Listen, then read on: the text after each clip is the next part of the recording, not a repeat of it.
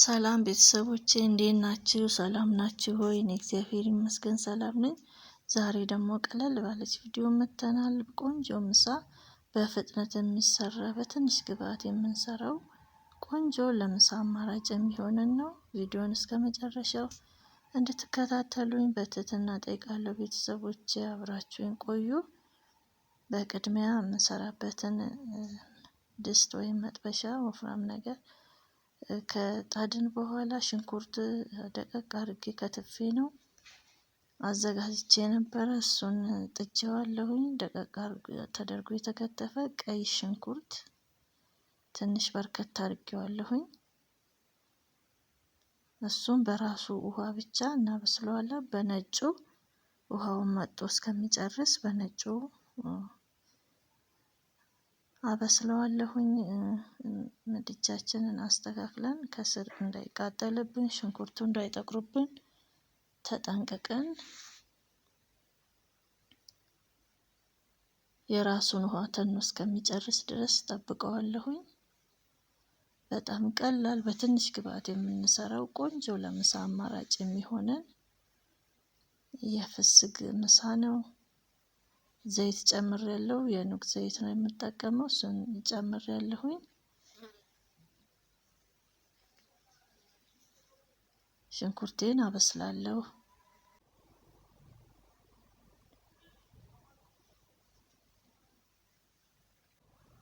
ፈጠን ያለ ትኩሷን የምትበላ ቆንጆ ለልጅ ላዋቂ የሚሆን ነው።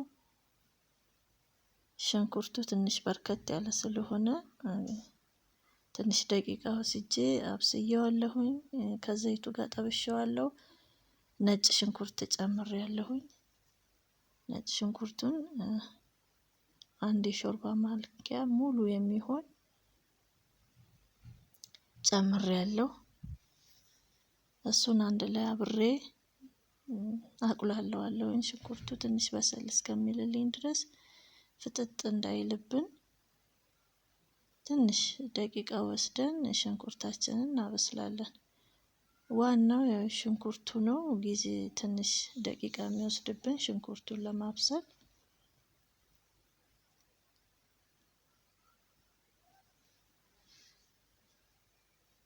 የተሰለሰለ ቲማቲም አለኝ። ቲማቲም ጨምሬያለሁኝ። ከፍ ከፍ ያለ ሶስት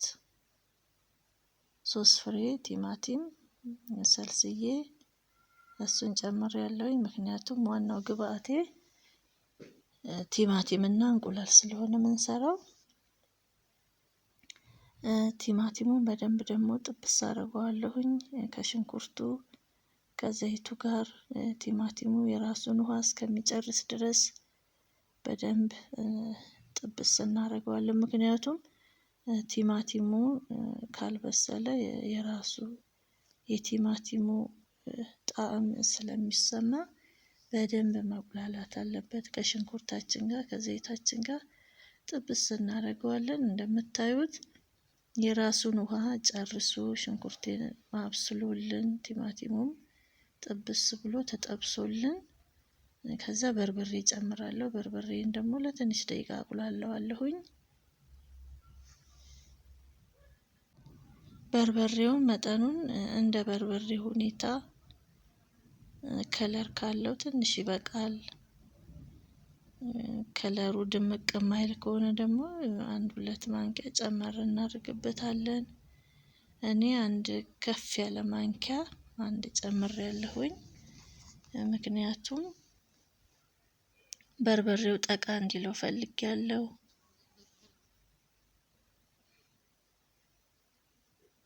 እዛ በደንብ እናቁላለዋለን።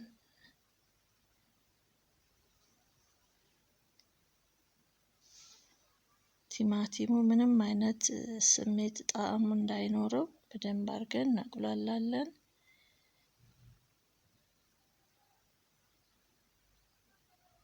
ሮዝመሪ ፓውደሩን ጨምሬያለሁኝ። ፍረሹ ካላችሁ መጨመር ትችላላችሁ። እና ሌላ የጨመርኩት ለሶስ ማወፈሪያ ብዬ ሽሮ ጨምሬያለሁኝ። እናንተ ከፈለጋችሁ አለመጨመር ይቻላል። ግን ሽሮ አብሮ እንደዚህ ጥብስ አደርገዋለሁኝ። አነስ የሚል መስሎ ስለታየኝ ደግሞ እንደውም ሽሮውን ጨምሬበታለሁኝ። እንደምታዩት ይኸው ሁለት ትናንሿ ማንኪያ ሁለት ጨመርኩ ማለት ነው። ሽሮ አንደኛ ሶሱን ያወፍርልናል፣ ለጣዕምም ቆንጆ ነው። ከቲማቲሙ ጋር እንደዚህ አብረን ጥብስ እናደርገዋለን። ከሽንኩርቱ ጋር ቆንጆ ጣዕም ይሰጥልናል። ሶሱን ያወፍርልናል። ትንሽ ውሃም እንድንጨምር ይረዳናል ማለት ነው። ሽሮው ለዚህ ነው የሚጠቅመን። በጣም ቆንጆ ነው። ትወዱታላችሁ ቤተሰብ። ውሃ የፈላ ውሃ ነበረኝ፣ እሱን ጨምሬያለሁኝ። እዛ አበስለዋለሁ። አብሮ በደንብ ስለተቁላላ ብዙም ጊዜ አይወስድብኝም። ውሃዬን መጠኑን አስተካክዬ መቅጠን የለበትም። ወፈር ያለ ነው የምፈልገው። እንደ ሱጎ እንደ ስልስ አይነት እንዲሆንልኝ የፈለኩት። እዚህ ጋር ከጎን እንቁላል ጥጃለሁኝ። እንቁላሉ እየበሰለልኝ ነው። የሰራሁትም በደንብ እሳቱን ቀነስ አድርጌው እንዲንሰረሰር ቀስ ብሎ ትቼዋለሁ። ቅቤ ጨምሬያለሁኝ። ለጋ ቅቤ ነው። ትንሿ ጭልፋ አንድ ጨምሬያለሁኝ።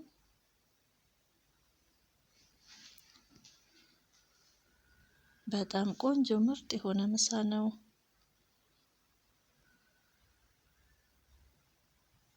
ቅመም ያለንን እዚህ ጋር መጨመር እንችላለን። እኔ መጨመር የፈለኩት ኮሮሪማ ነው። ኮሮሪማዬን ከላይ ጨምርበታለሁኝ።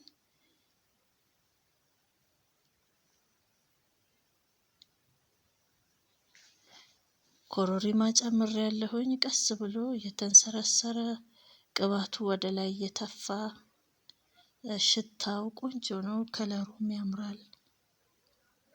ቢያንስ ከ10 እስከ 20 ደቂቃ የሚፈጅ ነው። ትኩሷን ግልብጥ ተደርጋ የምትበላ ቆንጆ ምሳ። ለራትም ይሆናል፣ ለቁርስም ማባያ ደግሞ የፈለግነውን መጠቀም እንችላለን። በዳቦም መመገብ ይቻላል፣ በእንጀራም። በዚህ መልኩ ቲማቲምንና እንቁላልን በዚህ መልኩ ቆንጆ አድርገን አቀናጅተን በቀላሉ መስራት እንችላለን። እንቁላሉን ልጬ ሁለት ቦታ ነው የከፈልኩት። ሁለት ቦታ ከፍዬ ጣል ጣል አደረኩት። በዚህ መልኩ ቆንጆ ነው። ማንኛውም ሰው ሊሰራው ይችላል። ወንድም ሴትም ሊሰራው የሚችል ቀላል ምሳ፣ ጊዜ የማይወስድ ብዙ ግብአት አይጠይቀንም። ቲማቲም ካለን ቲማቲምና እንቁላል ካለ፣ ሽንኩርት ካለ በቃ እችን የመሰለ ቆንጆ ምሳ ይሰራል ማለት ነው። በጣም ትወዱታላችሁ ቤተሰብ። ሁለት ቦታ ነው እንቁላሉን የከፈልኩት እንዳልኳችሁ። ከፈል አድርጌዋለሁኝ። ቃሪያ ጣል ጣል እናደርጋለን። በቀላሉ በትንሽ ግብአት ይህን የመሰለ ቆንጆ ምሳ ሰርተናል ማለት ነው። እንደወደዳችሁ ተስፋ አደርጋለሁ ቤተሰቦቼ። እናንተም አብራችሁኝ ስለነበራችሁ ከልብ አመሰግናለሁ። ለሚቀጥለው ቪዲዮ እስከምንገናኝ ደህና ቆዩኝ። ቻው